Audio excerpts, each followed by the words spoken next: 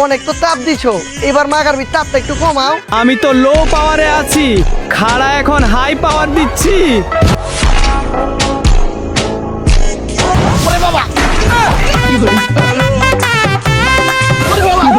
আমি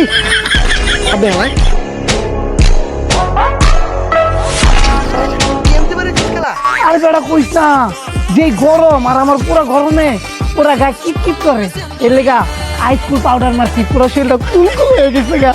আবে শোন, যে গরম পড়ছে পাউডার মাউডারে কোনো কাজই করতো না, বাড়ি যাইস না, একবারে পুড়ে যাবি গা।